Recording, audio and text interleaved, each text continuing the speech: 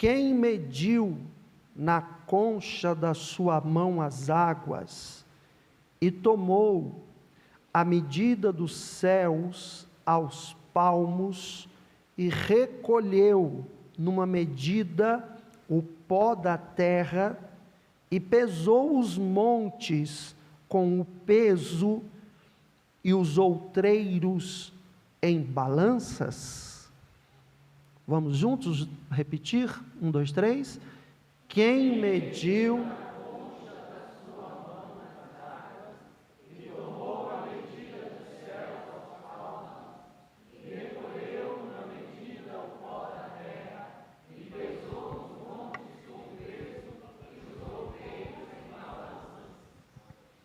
Se assente, por favor, com a sua Bíblia aberta nesse texto, por gentileza. Louvado seja o nome do Senhor Jesus. Irmãos, o livro do profeta messiânico, profeta Isaías, é um livro que é a Bíblia dentro da Bíblia, como é chamado. A Bíblia toda tem 66 livros, de Gênesis a Apocalipse. Isaías tem 66 capítulos.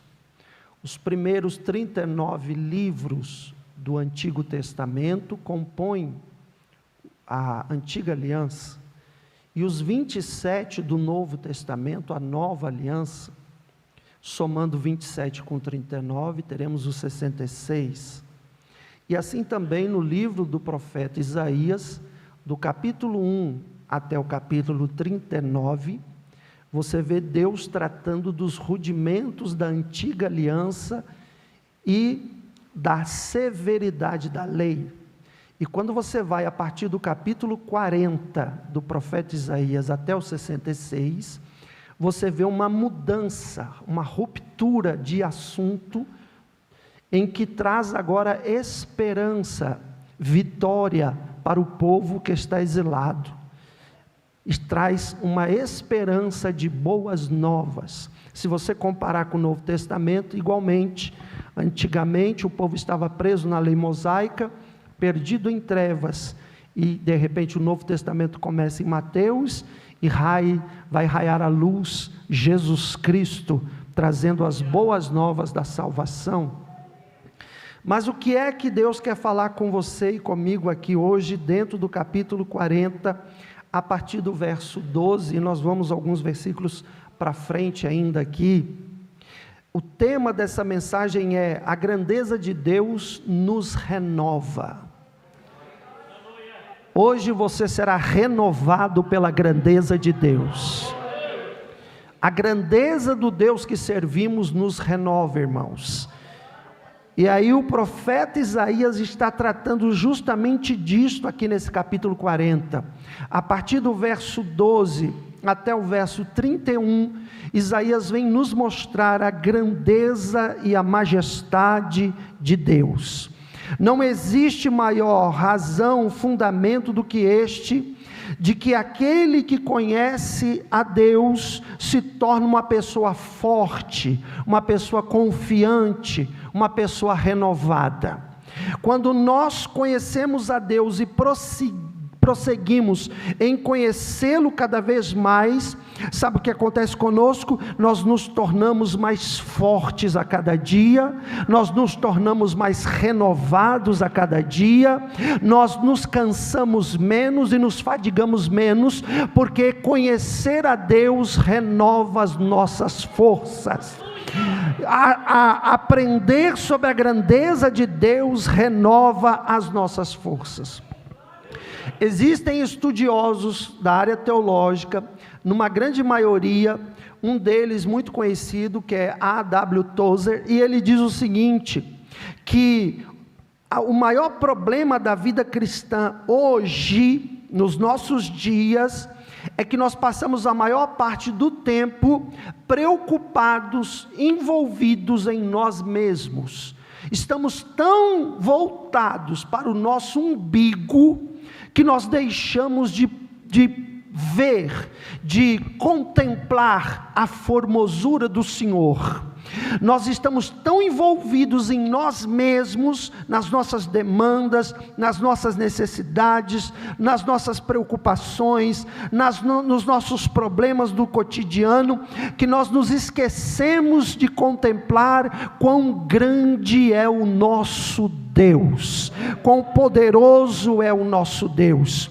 Contudo, meus irmãos, se nós conhecermos a Deus e prosseguirmos em conhecer a Deus, isso será a essência da vida eterna para nós.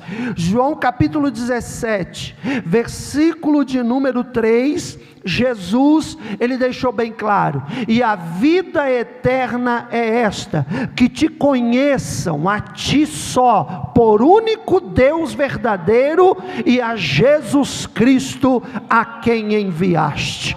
Você pode dar glória a Deus por isso? Mas quem é o nosso Deus? Quem é o nosso Deus? Quão grande é o nosso Deus? Qual o tamanho que Ele tem? Quão poderoso é o nosso Deus, irmãos? Quem pode medir o poder dEle? E quão confiável é o nosso Deus? Quão digno é o nosso Deus de honra e de glória? Ele é mesmo digno de honra e de glória? Ele é mesmo digno da nossa confiança? Ele é mesmo grande? Ele realmente é o único verdadeiro Deus? Pois bem, a Bíblia diz, a Bíblia tem a resposta, e eu louvo a Deus, porque a Bíblia está acima de todos os conceitos humanos e intelectuais. Ela tem a resposta para estas perguntas. Então, como que eu posso contemplar a grandeza de Deus e ela me renova? Primeiro lugar, se você olhar aí por favor o versículo 12, de novo ele vai dizer assim: quem mediu na concha da sua mão as águas, e tomou a medida dos céus aos palmos, e recolheu numa medida o pó da terra, e pesou os montes com peso, e os outreiros em balanças. O que isso quer dizer? Isso é o profeta Isaías nos mostrando a grandeza de Deus em relação a toda a criação, a grandeza de Deus comparada com tudo que foi criado, o quanto Ele está acima da criação. Se nós olharmos o versículo 26 do capítulo 40, está escrito da seguinte forma: levantai ao alto os vossos olhos e vede quem criou estas coisas. Foi aquele que fez sair o exército delas segundo o seu número. Ele as chama todas pelos seus nomes, por causa da grandeza das suas forças, e porquanto é forte em poder, nenhuma delas faltará. Louvado seja o nome do Senhor. Irmão, o verso 12, retornando para ele diz assim que Deus, Ele mediu com a concha da mão. Isso é imensurável ao nosso entendimento humano. Ele mediu com a concha da mão, concha da mão, todos os oceanos e rios. Imagine, irmão, o Atlântico, o Pacífico, o Índico, o Mediterrâneo, o rio Amazonas, que é o maior rio de água doce do mundo, as represas, córregos, todas as águas existentes, Ele mediu na concha da mão. Ele mediu na concha da mão. Olha a grandeza do seu Deus em relação à criação. A Bíblia não para aí, ela vai dizer para nós que Ele também mediu os céus. Ele mediu os céus, e quando fala céus no plural, está falando de todos os céus que existem. Nós sabemos pela Bíblia que existem 3 céus. O primeiro céu é chamado de céu desse que nós estamos vendo aqui, o céu comum, o céu azul. O segundo céu é chamado de nebulosa, que é o universo, onde estão os planetas, as Via-Lácteas, as constelações, onde estão os asteroides. Esse aí que a NASA, as empresas de viagem espacial, ficam explorando para tentar conhecer. E o terceiro céu, a Bíblia chama de paraíso de Deus, aonde está o seio de Abraão, o descanso dos salvos na pessoa de Cristo Jesus. Mas há alguém que ainda diz que existe o quarto céu, chamado céu dos céus, onde está o trono do Todo-Poderoso, o comando da sala do universo. Aleluia! E a Bíblia diz que ele mediu todos os céus a palmos. Irmão, você sabe que Deus é infinito, sim ou não? Infinito quer dizer o quê? Ele não tem começo e não tem fim. Ninguém sabe o começo de Deus e ninguém sabe o fim de Deus. Ele é infinito. Porém o universo, esse lugar aí cheio de planeta, de estrela, é finito. Porque se o universo for infinito, o universo é Deus. E ele não pode ser Deus, pastor Cis. Porque criação não é Deus. Criatura não é Deus. Deus é o Criador. O universo tem fim, ele é finito, mas Deus é infinito. E segundo os cálculos dos cientistas, tese, porque ninguém conseguiu medir, mas segundo a tese científica, o universo inteiro tem 93 bilhões de anos-luz de diâmetro. Ou seja, se você pegar uma espaçonave e voar de uma ponta do universo até a extremidade da outra, a velocidade da luz, 300 mil quilômetros por segundo, você vai levar 93 bilhões de anos para chegar de uma extremidade à outra do universo. Para você ter ideia do tamanho. E o nosso Deus mediu a palmo. Você consegue imaginar isso? O tamanho do Deus que você serve? Ele pega as águas e coloca na concha da mão. Ele pega o universo, o céu e vai medindo. Deixa eu ver o tamanho. Eu e você precisamos de espaçonave, viajar à velocidade da luz. Ninguém nunca vai conseguir. Agora ele vai com a mãozinha dele, pequena, né, irmão? Que mãozinha pequena, né? A mão de Jeová. Ele vai com a mão dele e mede. Já sei o tamanho do universo, esse tamanho aqui. Ponto final, está resolvido o problema. Esse é o nosso Deus e a sua grandeza. Você pode dizer glória por isso? Ainda no verso 12 diz que ele recolhe o pó da terra numa medida só. Vai tentar recolher o pó da terra com um baldinho para você ver se você consegue. Quanto tempo você vai levar? E Deus, numa medida só, recolheu todo o pó da terra, numa única passada de medida, num único jeito, pum, já está medido. A Bíblia diz que ele pegou os montes de outreiros e colocou na balança, e a balança é fiel. Eu e você não sabemos quantas toneladas pesam os montes da terra, e Deus já tem a medida certinha, porque Ele colocou tudo na balança. Olha a grandeza do Deus que eu e você servimos. Então já vem respondendo as perguntas. Ele é Deus? Ele é grande? Ele é poderoso? Ele realmente é digno de confiança? Ele realmente é digno de honra, de glória e de louvor? O versículo 26 diz que ele nomeou todas as estrelas. Aquele texto que diz assim: fez sair o exército delas, é as estrelas. E segundo a ciência, tem mais estrelas no firmamento do que todos os grãos de areia da terra. Eu estou falando de grão. Já foi numa praia? Pensa no tamanho de um grão de areia. Então você imagina uma praia, quantos grãos não estão ali para formar aquela areia? No firmamento, segundo a ciência, há mais estrelas do que grãos de areia no planeta Terra. E Deus criou tudo isto, e a Bíblia diz que ele batizou o nome de cada estrela. Ele colocou nome em cada uma delas. E quando ele as chama, elas não falham em comparecer diante do Deus Todo-Poderoso. Ô irmão, dá glória à grandeza desse Deus. Dá glória à grandeza desse Deus. Quanto mais você conhecer sobre Ele, mais você vê o quanto Ele é grande.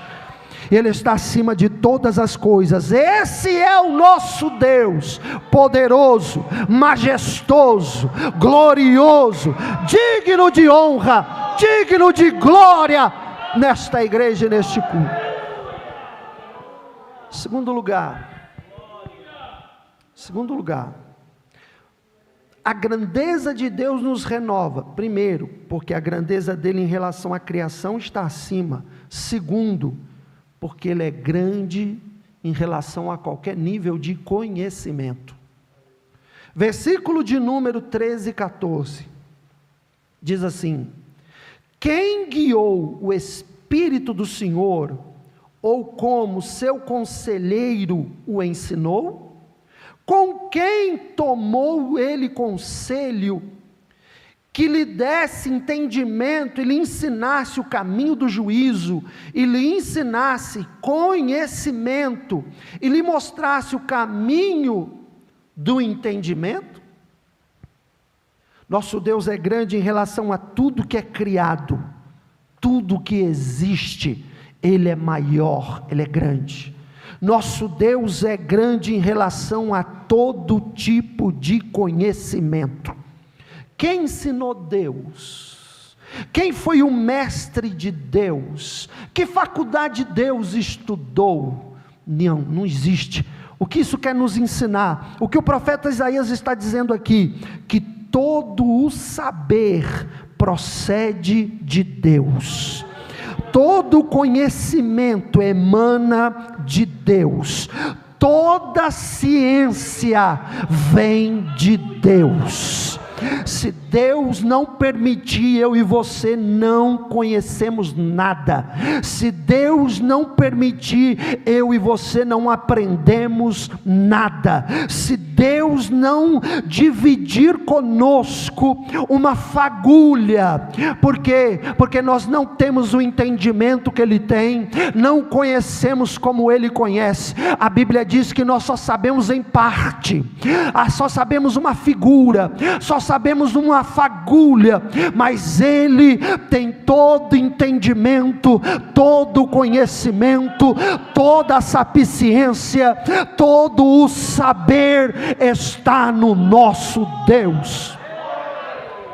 Por isso, meu irmão, louvado seja Deus se você estuda, se você galgou alguns diplomas, se você tem um certo nível de conhecimento em qualquer área da vida, glória a Deus por isso, mas saiba de uma coisa, perto de Deus isso não é nada, perto de Deus isso é poeira, perto de Deus isso é pequeno, porque tudo vem dEle, o conhecimento vem dEle, o saber vem dEle, o entendimento vem dEle, a sabedoria vem dEle. Louvado seja o nome do Senhor. Por isso, irmão, que Deus não despreza em nós o cérebro. Por isso que Deus criou em nós o cérebro. Por quê? Porque se o nosso cérebro trabalha, se o nosso cérebro raciocina, se o nosso cérebro ele faz contas matemáticas, ele memoriza registros históricos e conteúdos estudados, se nós conseguimos falar com a comunicação verbal, se nós conseguimos ler com os olhos, ouvir com os ouvidos, mexer braço, mão, corpo, tudo isso vem comandado pelo cérebro, porque Deus colocou o cérebro para ser usado, mas Deus colocou o cérebro em nós para quê? Para mostrar, eu só estou te dando apenas uma fagulhazinha aqui do que é, porque você não vai saber muito não, você não tem poder para nada, eu estou só dividindo para você um pouquinho, mas quando nós chegarmos lá, diz a Bíblia, quando nós chegarmos lá onde Ele está, quando nós estivermos na presença dEle, diz a Bíblia, o nosso entendimento será aberto, nós saberemos, nós conheceremos, nós entenderemos como foram criados os mundos, como foram criadas as estrelas, nós entenderemos o princípio de todas as coisas.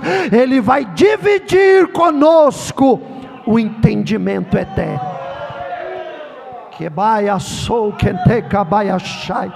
Escute o que o Espírito de Deus fala comigo aqui agora neste púlpito. Há pessoas aqui nesta noite que têm tido dificuldade de memorização, têm tido problemas na cabeça, têm tido dificuldades com o seu cérebro. Há pessoas aqui nesta noite que o seu entendimento tem sido atrofiado, em que o seu conhecimento tem sido bloqueado, e o Espírito do Senhor está abrindo a mente dessa pessoa agora. O Espírito de Deus, por esta palavra, está abrindo o teu entendimento, está aumentando a tua capacidade. Você agora vai ler e vai guardar, você agora vai ler e vai entender, você agora vai crescer na graça e no conhecimento de nosso Senhor Jesus Cristo. Irmão, dá glória a Deus, porque o Espírito Santo está trabalhando através desta palavra.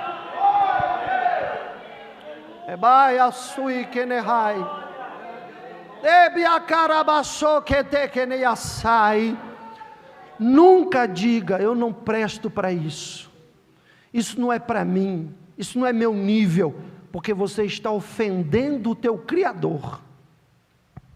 Ele te criou para que você possa exercer plenamente as faculdades mentais. Quem quer deturbar as suas faculdades mentais é o diabo e o pecado, que querem manchar as tuas faculdades mentais, querem inventar um monte de coisa para dizer que você está doente da mente, para que você passe a ser uma pessoa escrava, para que você passe a ser uma pessoa debilitada, limitada, para que você passe a ser quase que um vegetal andando nessa terra. Isso tudo é plano do diabo. Ele veio para matar, roubar e destruir, e a meta dele é destruir a tua mente, porque destruindo a tua mente, ele destrói teu corpo, ele destrói tua espiritualidade, ele destrói teu ânimo. Mas o Senhor o descortinou aqui em nosso meio nessa noite. A bandeira de Jeová alvaraça e tremula contra ele aqui nessa noite. Rabaia cantorebadachai, e na autoridade do nome de Jesus Cristo, você terá plena faculdades mentais, dotadas pelo poder do Espírito Santo de Deus, para que você leia, estude, cresça e seja um instrumento poderoso para a glória de Deus. Uma vez, deixa eu contar um negócio para você. Estava reunido um bando de cientistas, e um puxando a sardinha mais que o outro, um querendo ser mais que o outro. Aquela guerra de vaidade. Porque eu tenho isso, eu estudei não sei aonde, eu sei disso, eu sei daquilo. E aí um daqueles cientistas era crente. E ele disse assim: Deus, é difícil estar no meio dessas pessoas, porque elas se sentem como se fossem o Senhor, só porque elas fazem alguma descoberta, que é o Senhor que permite que elas façam, elas puxam a glória para elas, elas se sentem deuses andando na terra. Senhor, não deixa o meu coração se perder, não deixa que isso me influencie. Eu te peço, abra o meu entendimento para descobrir algo que realmente possa ajudar a humanidade. E ele falou: eu te peço uma coisa, eu sou teu servo, revela para mim qual é o segredo do universo, mostra para mim, pela ciência, o segredo do universo, que até hoje é investigado e ninguém descobre. Mostra, Senhor. E o Espírito Santo veio e falou: pois bem, eu vou te mostrar um segredo, mas não é do universo. Eu vou te mostrar o segredo do amendoim. Amendoim? Eu sou um cientista. Eu vou te mostrar o segredo do amendoim. Pega o amendoim e eu vou guiar os seus estudos. E ele então obedeceu, pegou um amendoim, foi para o laboratório, e lá o Espírito de Deus foi descortinando para ele os segredos do amendoim. E ele foi o único cientista que descobriu todas as funções benéficas que o amendoim tem para a saúde humana. Na época, não foi agora, diversas vidas foram salvas por causa de alguns componentes que existem dentro do amendoim. Se hoje você vê o amendoim sendo usado em diversas coisas, agradece esse servo de Deus. O que isso nos mostra? Que é de Deus que emana todo conhecimento, é de Deus que vem todo entendimento. Para de bater no peito e achar que você é alguma coisa, porque você não é, se Ele não te dá entendimento. A Bíblia diz que Nabucodonosor, quando contemplou tudo que ele fez, ele diz: grande sou eu, magnificado eu, estou falando com as minhas palavras, pela ciência que eu tenho, pela grandeza que eu tenho, glórias a mim, louvado seja. Diz a Bíblia, que na mesma hora o Senhor tirou dele o entende, cresceu as unhas, começou a rosnar que nem um bicho, perdeu totalmente o entendimento, perdeu totalmente o raciocínio humano, e diz a Bíblia, que ele vai parar, lá no campo, pastando que nem um boi, comendo capim. Fala para o seu irmão com muito carinho, diz para ele assim: cuidado para você não acabar comendo capim. Se tem uma coisa, eu falei hoje aqui na escola dominical, se tem uma coisa que Deus não aceita, se chama orgulho e soberba. Aleluia. A Bíblia diz que Deus, Ele resiste o soberbo, Ele resiste. Eu disse aqui na escola dominical, não tem um texto dizendo que Deus resiste o adúltero, que Ele resiste o bebedor, que Ele resiste o ladrão, embora é pecado, Deus não aprova o pecado. Mas não tem um texto dizendo que Deus resiste. Agora o soberbo e o orgulhoso, a soberba e a orgulhosa, a Bíblia diz que Deus resiste. Já pensou nisso? A pessoa quer chegar em Deus e Deus, fique aí, não se aproxime de mim, eu te resisto. Já pensou no peso que é isso, meu irmão? Deus não aceita soberba e orgulho. E um dos exemplos mais claros, nós temos Lúcifer, que dentro dele brotou o orgulho, e ele quis ser igual a Deus e acima de Deus, e Deus o derrubou por causa do orgulho. E aí a Bíblia diz: Deus resiste o soberbo, mas dá graça, estende a graça para os humildes. Humildade, irmão, humildade não é comprovada pelo jeito de falar, porque tem gente que pensa isso. Eu lembro quando eu era mais jovem, criancinha, lá na roça, e aí quando chegava lá na roça, alguém que falava um português melhor, a gente ficava dizendo: está vendo aí? É metido, ó, fala português bonito, é soberbo. A gente achava que quem falava errado era humilde, e quem falava português certinho é porque queria aparecer. Tanto que na roça nós falávamos você, não falava você. Se você chegasse na roça e você falasse assim: você está bem? Todo mundo ia falar: que é isso, seu besta? Você está achando que você é quem? Está achando que você é doutor? Porque eles entendiam que se você falar você está querendo aparecer. Então você tinha que chegar lá e falar assim: tudo bem com vocês? Você está bom? Você não podia falar: você está bem? Não, você está bom? Tudo bem? Oi, bobo, eu gosto muito de você, você é gente boa demais. Você tem que falar no jeito para mostrar que é humilde. Só que essa humildade, não é essa humildade que a Bíblia trata, é aquela que está lá dentro do teu ser. Eu te pergunto, Jesus, você acha que ele errava no jeito de falar? Você acha que Jesus, ele era tipo caipirão?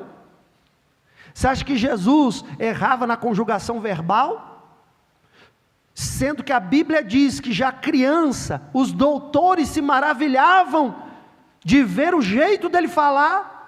Então você imagina uma criança de 12 anos, 8 anos de idade, falando com uma erudição tremenda. Era Jesus. Mas a Bíblia diz que Jesus era o quê? Aprendei de mim, que sou manso e humilde de coração. Não era humilde de palavras, era humilde de coração.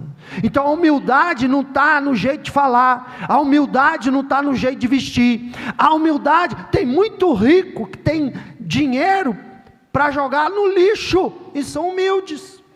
E tem muito pobre que não tem onde cair vivo, quanto mais morto, e são sangue de Jesus, um orgulho terrível. Então nós temos que olhar, meus irmãos, que não é a questão da roupa, não é a questão das posses, não é a questão do jeito de falar. Deus sonda o nosso interior, e Ele olha o nosso interior, e Ele vai ver se nós somos humildes ou não, se o orgulho está dentro de nós ou não. Então o nosso Deus, Ele tem todo o conhecimento, a grandeza dEle é maior em relação ao conhecimento. Terceiro lugar, Deus é grande sobre todo o que criou. Deus é grande sobre todo o conhecimento. Deus é grande mais o que? Verso de número 15 a 18. Diz a Bíblia: eis que as nações são consideradas por Ele como a gota de um balde, e como o pó miúdo das balanças. Eis que Ele levanta as ilhas como a uma coisa pequeníssima. Nem todo o Líbano basta para o fogo, nem os seus animais bastam para holocaustos. Todas as nações são como nada perante Ele. Ele as considera menos do que nada, como uma coisa vã. A quem, pois, fareis semelhante a Deus? Ou com que o comparareis? Glória! Deus é grande acima da criação, Deus é grande acima de todo conhecimento, e Deus é grande acima de todas as potências, de todas as nações. Você tem a Europa, você tem a África do Sul, você tem os continentes, você tem a América do Norte, a América Central, a América do Sul, e por aí vai. A professora de geografia sabe melhor do que eu. Você tem todos os países desse planeta, e alguns deles sentam-se nos seus comandos homens que se acham grandes, homens que se acham deuses, nações que têm um poder bélico fenomenal, nações que têm riqueza, poder militar, império, reino, governo, mundo. Mas para Deus, diz a Bíblia no versículo 15, todas elas é apenas uma gota no balde. Olha para mim, gota no balde. Todas as nações, todos os exércitos que elas têm, está com medo da China? Está com medo do Irã? Está com medo dos Estados Unidos? Está com medo disso, daquilo outro? O nosso Deus vê tudo isso como uma gota no balde. Apenas uma gotinha no balde, como nada, como vã. Por quê? Porque Ele é maior, porque Ele está acima de reinos, Ele está acima de impérios, Ele está acima de todas as coisas, Ele está acima de territórios, Ele está acima de exércitos. Quem você pode compará-lo? Você não pode comparar Ele com nada. Você não pode comparar Ele com ninguém. Você não pode comparar Ele com o poder de nenhum país, porque o meu Deus, o seu Deus, é um Deus grande acima das nações. Ele é grande acima do que mais, pastor? Versículo 19 ao 21. Já estamos quase terminando. Diz assim: o artífice funde a imagem, e o ourives a cobre de ouro, e forja para ela cadeias de prata. O empobrecido, que não pode oferecer tanto, escolhe madeira, que não se apodrece. artífice sábio busca para gravar uma imagem que não pode se mover. Porventura não sabeis? Porventura não ouvis? Ou desde o princípio se não vos notificou? Ou não atentastes para os fundamentos da terra? O nosso Deus é grande acima da criação, o nosso Deus é grande acima do conhecimento, o nosso Deus é grande acima das nações, o nosso Deus é grande acima dos ídolos dos povos. O nosso Deus está acima de todos os ídolos dos povos. Todos eles, os povos reúnem os seus ídolos. Sabe por que Deus mandou 10 pragas para tirar Israel do Egito? Ele podia ter dado 2, ele podia ter mandado só 3 e tirava do mesmo jeito. Mas por que 10 pragas? Para desbancar cada deus do Egito. Havia 10 deuses no panteão egípcio, e Deus mandou cada praga que representava cada deus egípcio, para dizer: quem comanda sou eu, quem é Deus é eu sou o Senhor, eu sou o Deus Todo-Poderoso, eu estou acima de todos os ídolos.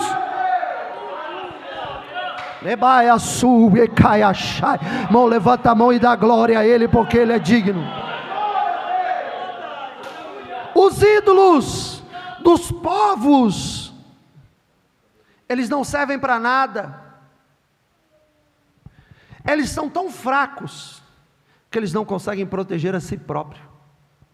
Eles precisam de guarda para estar tomando conta deles. Eles precisam de gente para carregar eles, porque não conseguem andar com a própria perna. Esses são os ídolos. Mas o meu Deus e o seu Deus, a terra é estrado dos seus pés. Ele põe as águas na concha das mãos, Ele mede os céus a palmos, Ele recolhe todo o pó numa única medida, Ele pesa os montes e os outreiros. Ele é o Senhor soberano e eterno. O que mais Deus é grande, e por isso a sua grandeza nos renova, está no versículo de número 22 a 25. Ele é o que está assentado sobre o círculo da terra, cujos moradores são para ele como gafanhotos. É ele que estende os céus com cortina e os desenrola como tenda para neles habitar. Oh glória! O que reduz a nada os príncipes e torna em coisa vã os juízes da terra. E o mal se tem plantado, mal se tem semeado, e mal se tem enraizado na terra o seu tronco, já secam, quando ele sopra sobre eles, e um tufão os leva como pragana. Aleluia! A quem, pois, me farei semelhante, para que eu lhe seja igual, diz o Santo.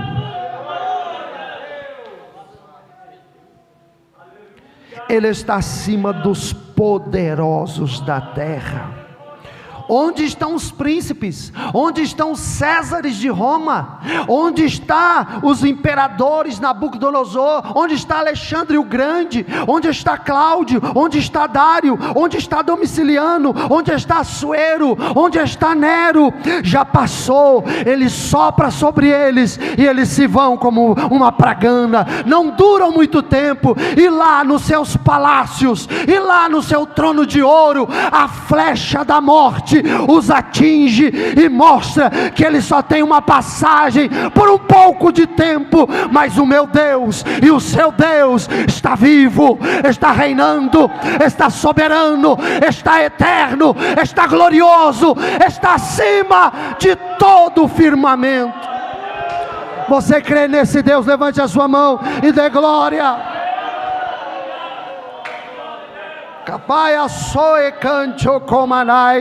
Ele é o Rei soberano, Senhor dos senhores, Rei dos reis de toda a terra. Nós mostramos e temos aqui o profeta nos dizendo sobre 5 grandezas de Deus que nos renova. 5 grandezas.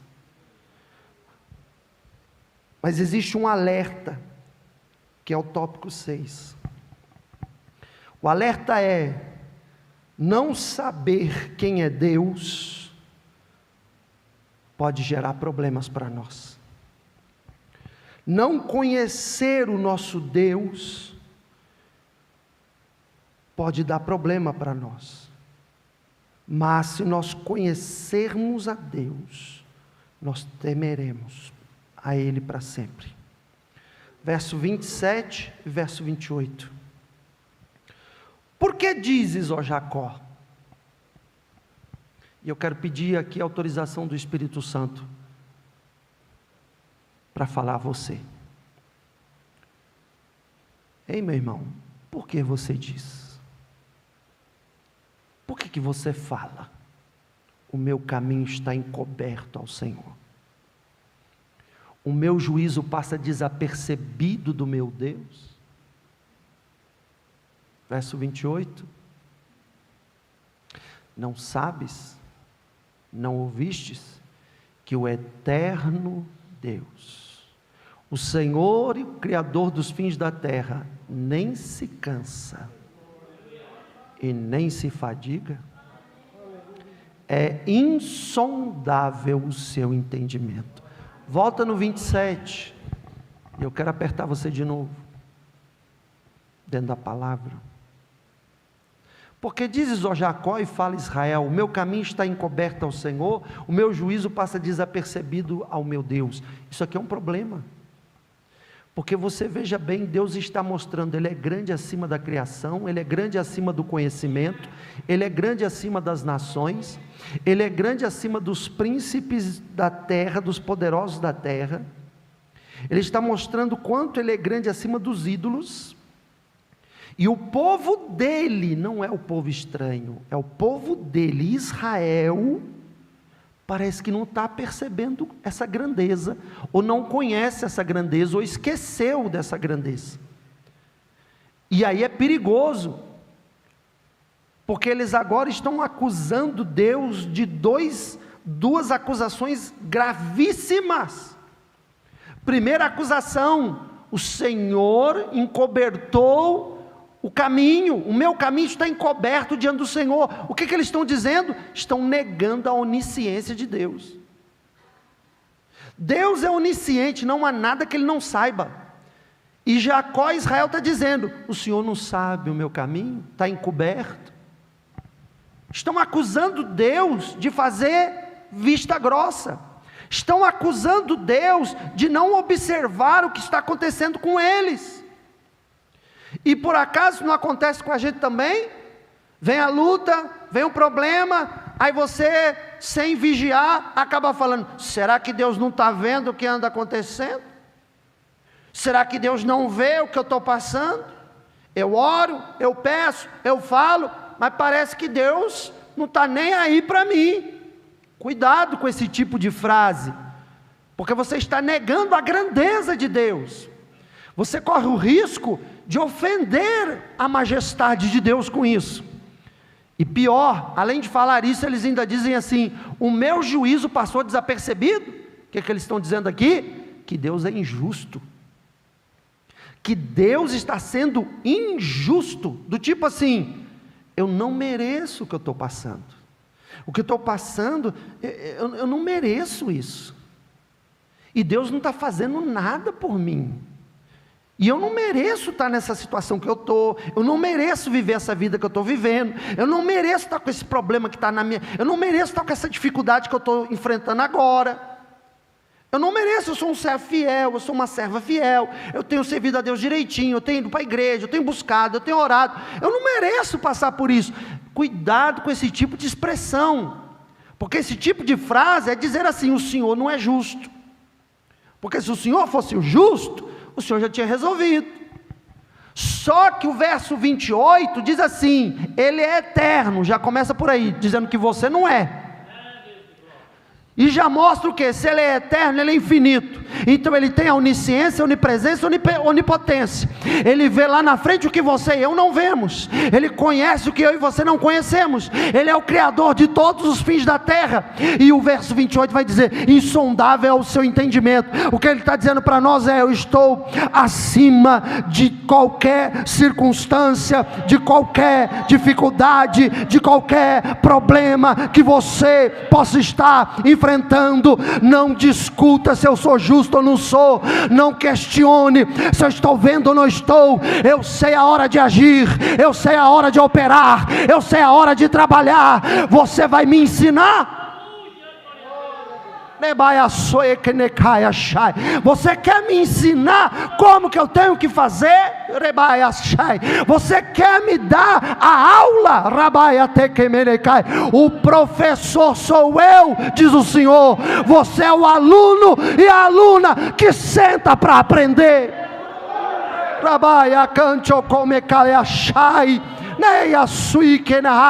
Uma das maiores escolas de Deus é o sofrimento. A matéria que vale mais ponto, peso 2, na prova de Jeová é sofrimento. Ele manda sofrimento, ele permite situações difíceis. Para quê? Para matar? Para destruir? Não, para fazer você crescer, amadurecer, aguentar, suportar. Lutas que você já viveu lá atrás foram muito difíceis, e se você vivê-las hoje, você tira de letra. Quando você para analisar o que você passou lá atrás, e você olha hoje, você fala: rapaz, hoje o que eu passo, comparado ao que eu já passei, hoje está mais forte. Não é assim? Lá atrás parecia que era mais forte, mas não era. Então se tivesse que passar aquela lá, você passava de novo. Porque agora você conhece, agora você aprendeu, agora você cresceu. Então Deus, ele vai nos preparando. É o lombo que vai engrossando, irmão. Vai ficando grosso o couro. Quando você bate numa pele muito sensível, já dá vermelhidão, já dá machucado, já dá roxo, já dói por semanas. Quando você bate segunda, terceira, quarta, quinta vez, já vai criando um músculo ali, vai criando um enrijecimento ali. Daqui a pouco você desce a lambada, já não dói mais, a pessoa nem sente. Deus, ele trabalha assim na vida do crente.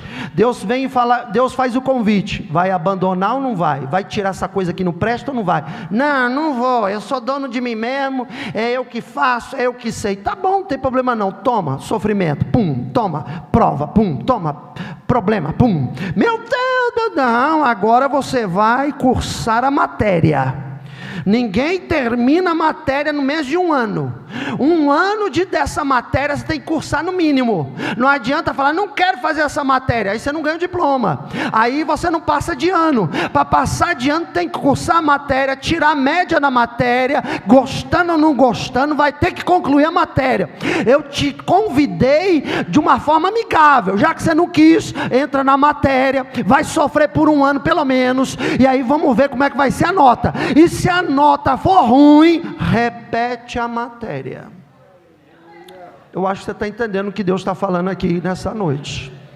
Se tirar nota ruim, vai repetir a matéria, e vai repetir, e vai repetir, e vai repetir. Já viu aquele, você chega numa sala da quinta série, está todo mundo ali com 10, 11 anos de idade, e tem lá no fundão um caboclo de 18, aí você fala: o que está fazendo aqui, meu chapa? Eu já estou no quinta repetência, porque tem uma matéria bendita aqui, que eu não consigo passar, todo ano eu caio na DP, e caio no repeteco. Hoje o MEC, né, eu não sei se ainda é assim, que passa sem repetir, ainda está tendo isso? Que fica passando e não repete? Está mais ou menos. Então, hoje o MEC veio fazer isso aí. Só que eu vou falar aqui com muito respeito ao MEC, tá bom? Mas eu vou falar porque eu estou trazendo para princípio espiritual. O MEC chamado diabo não vai fazer você passar de ano. Pode esquecer, Deus não vai deixar o MEC fazer você passar, sendo que você está dependendo, você está pendente na matéria. Não, Deus não. A faculdade de Jeová é assim, é repetindo, até tirar o 10. Quando tirar o 10, aí passa para a próxima, aí tira 10 para a próxima, aí daqui a pouco você se forma, daqui a pouco você está dizendo: a minha leve e momentânea tribulação não se pode comparar com o peso da glória que será revelada. Aleluia.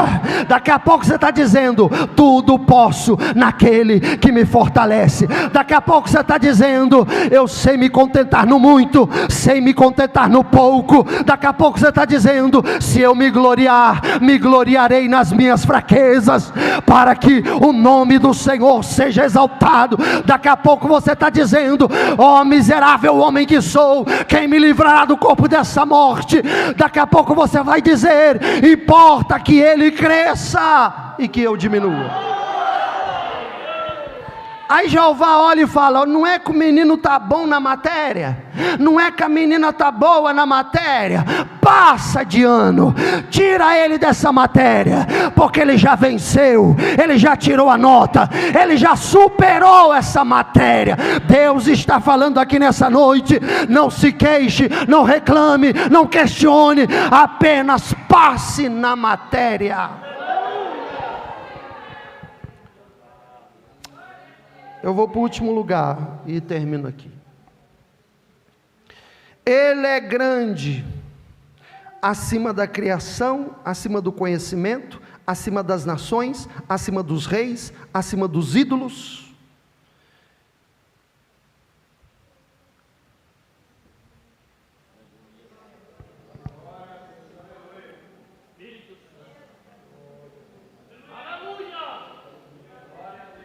E quando você olha para essa grandeza, quando você vê essa grandeza dele, quando você o conhece cada vez mais como grande, então esse Deus grande entra em ação.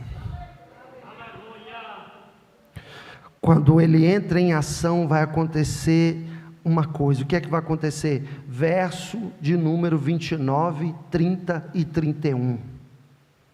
Quando você reconhece que ele é grande, quando você o conhece como grande, quando você o reverencia como grande, quando você tem ele acima das criações da terra, acima do conhecimento, acima das nações e suas potências, acima dos ídolos, acima dos príncipes, quando você o teme e não questiona, e não fica julgando ele, e não fica sendo desobediente, você passa na matéria. Então verso 29, ele vem, esse Deus grande vem, e quando ele vem, dá força ao cansado, multiplica as forças ao que não tem nenhum vigor. Os jovens se cansarão e se fadigarão, e os moços certamente cairão, mas os que esperam no Senhor renovarão as suas forças, subirão como asas de águia, correrão e não se cansarão, caminharão e não se fadigarão.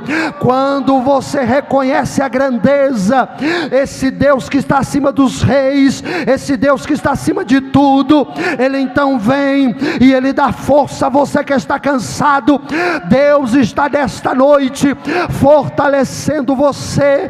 Deus, nessa noite, você entrou aqui cansado, você entrou aqui afadigado, você entrou aqui querendo desistir de tudo, e Deus nessa noite, através desta palavra, está te fortalecendo, está te renovando, está operando na sua vida.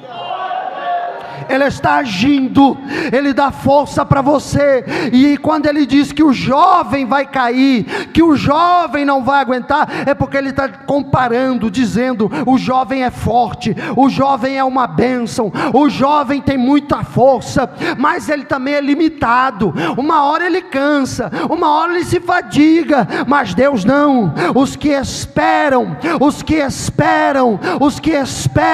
na criação, não. Os que esperam no conhecimento, não. Os que esperam nas nações, não. Os que esperam nos príncipes e poderosos, não. Os que esperam dos ídolos, não. Os que esperam no Senhor, no Deus grande, majestoso, poderoso. Os que esperam no Senhor, não os que esperam nas coisas do mundo, mas os que esperam em Deus, renovarão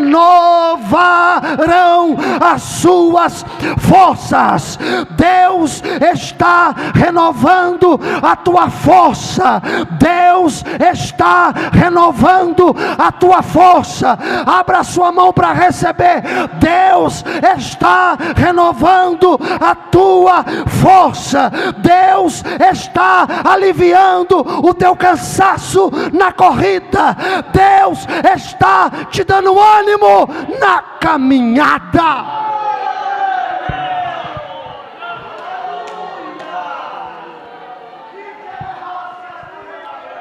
Olha aí, já estou ouvindo barulho no arraial. Já estou ouvindo barulho de línguas estranhas no arraial. O que é língua estranha? Aquele que fala em línguas edifica-se a si mesmo. Quando você fala em línguas, é renovação, é renovação, é renovação, é força chegando, é força chegando, é força chegando. Fale em línguas em nome de Jesus, porque é força, é força, é força, é força de Deus. O Senhor disse aqui para você: calma, tudo vai passar. Calma, as coisas vão chegar no lugar. Essa tempestade não é para sempre, diz o Senhor. Essa luta não é para sempre, diz o Senhor. Suporta, espera no Senhor, que as tuas forças serão renovadas. Olha que interessante esse versículo. Oh Deus, segundo as regras da oratória, toda vez que você estiver em comunicação com o público, eu estou falando apenas dado humano, segundo as regras da oratória, quando você se comunica com o público, no encerramento da palestra, estou falando de coisa natural, você tem que encerrar levando a conclusão no ápice mais alto do texto. Ou seja, você tem que terminar o texto lá em cima, para que a plateia vibre. Regras da oratória. Agora o nosso Deus faz diferente. Porque na regra da oratória, esse texto tinha que ser assim: os que esperam no Senhor renovarão as suas forças, caminharão e não se fadigarão, correrão e não se cansarão. E aí o top: subirão como asas de águia e serão fortalecidos. Aí você termina lá em cima. Deus fez o contrário.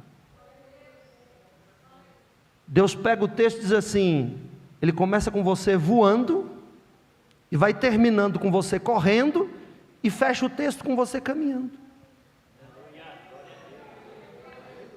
Deus faz o inverso. Agora, por que Deus não faz a ascendente? Comece caminhando, corra e voe. E ele faz decrescente, está voando, corre e caminha. Por que Deus fez assim? Porque nós não voamos o tempo todo.